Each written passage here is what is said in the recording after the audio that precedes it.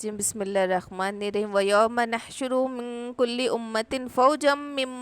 ممن یکذب، اور جس دن نحشر ہم جمع کریں گے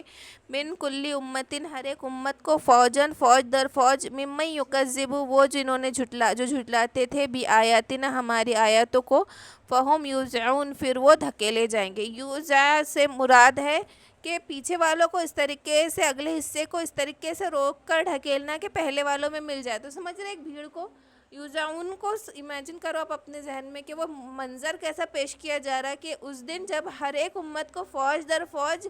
کون سی فوج در فوج جمع کریں گے، کون سی امت جنہوں نے ہماری آیاتوں کو جھٹلایا، اور وہ کیسے یوزعون ایسے دھکا دے کر کے۔ یوزعون کا یہ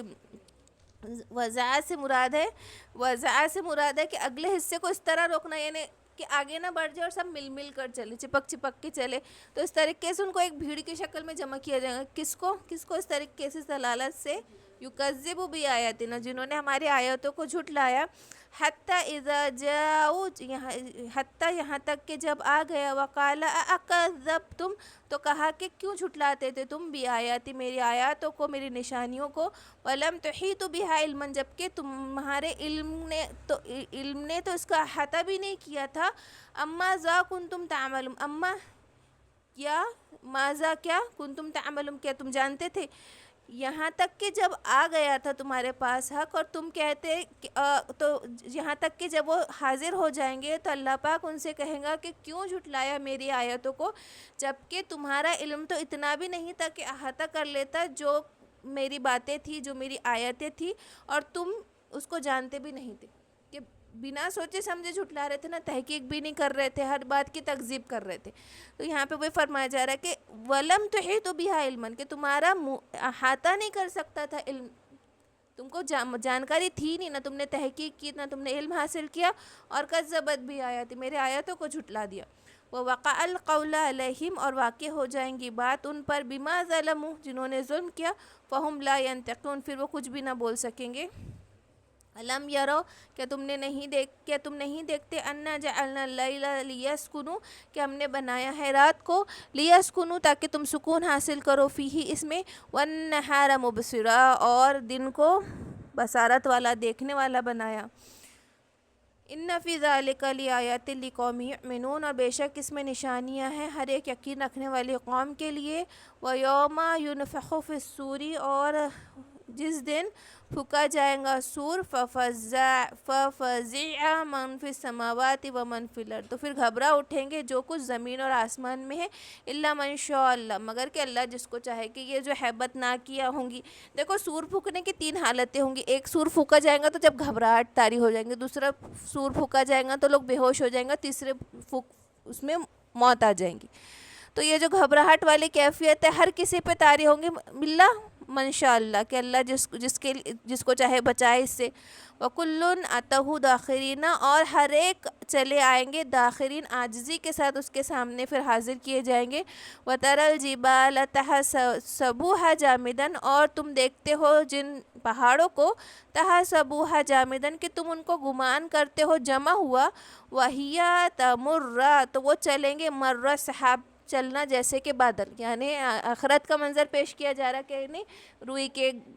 گالوں کی طرح اڑیں گے پہاڑ، روئی کے دھن کے طرح ہو جائیں گے۔ کتنی ساری آیتیں آئی صرف اس پہاڑ کو بیان کرنے کے لیے، اللہ پاک نے نا کتنی ساری آیتیں بیان کی۔ اذا دکت الارض دکا واذا زلزلت الارض زلزالها، جیسے وتکون الجبال کالعہن المنفوش، کے ہو جائیں گے پہاڑ دھنکی ہوئی روئی کی طرح۔ یوم تکون السماء کالمحل تکون الجبال کالعہن، کہ ہو جائیں گے روئی کی طرح پہاڑ ہو جائیں گے۔ ایسی بہت سارے آیت ہیں نا جس میں پہاڑ کو کس طریقے سے بیان کیا گیا، ہر طریقے کا منظر ہو سکتا۔ تو جن پہاڑوں کو تم ابھی دیکھ کر یہ گمان کرتے ہو، تحسبوہا، کہ تم یہ گمان کرتے ہو کہ یہ ہمیشہ جمے رہنے والے ہیں، لیکن اس وقت یہ بادلوں کی طرح ہلکے ہو جائیں گے اور چلنے لگیں گے۔ سن اللہ، تو اللہ کی صنعت گیری، اللہ کی کاریگری، الذی اتقن، کہ جس نے درست کیا، کل شیء، ہر چیز کو جس نے درست کیا، مضبوط اور مستحکم کے معنی ہوتے ہیں اتقن کے، کہ جس نے ہر چیز کو مضبوط مستحکم کیا، یہ اللہ کی کاریگری ہے۔ من جاء بالحسنۃ، اور جو کوئی بھلائی کرے گا، فلہ خیر منہا، تو اس کے لیے اس میں خیر ہوں گی، وہم من فزع یومئذ، اور وہ گھبراہٹ اس دن آمنون، امن میں ہوں گا، وہ اس دن اس گھبراہٹ والی چیز سے امن میں ہوں گا جس نے اچھائیاں کی ہوں گی۔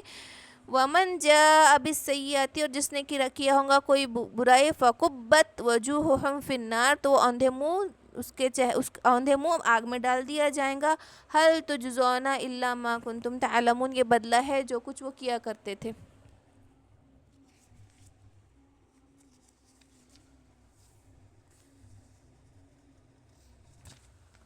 انما امرتو، کہ انما کہ بے شک امرتو مجھے حکم دیا گیا ہے، ان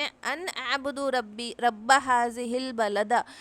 کہ مجھے حکم دیا گیا ہے کہ میں عبادت کروں اس شہر کے رب کی، رب ہذہ البلدتی، اس شہر کے رب کی میں عبادت کروں۔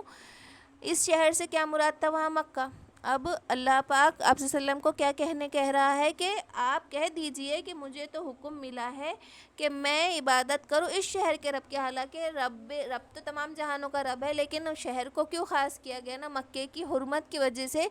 الذی حرمھا ولہ کل شیء، کہ جس کی حرمت ہے اور اسی کے لیے ہر شے ہے نا، کہ کتنی بڑی حرمت ہے، کعبے کی بہت بڑی حرمت ہے، مکے کی بہت بڑی حرمت ہے، بہت بڑی تعظیم اور شان ہے، کہ اس میں کوئی خون نہیں کر سکتا، کوئی جھاڑ نہیں اکھاڑ سکتا، کوئی جانور کا شکار نہیں کر سکتا، کوئی قتل، کوئی یہ سب، کوئی ناجائز حرکت، درخت تک کاٹنا جائز نہیں، بہت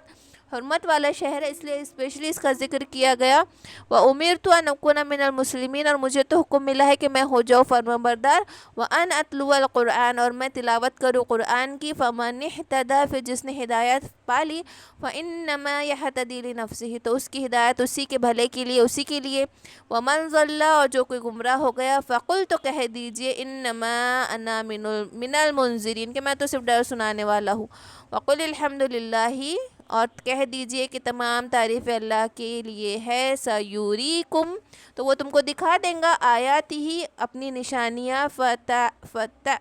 فتعرفونہا، تم اس کو پہچان لو گے، وما ربک بغافل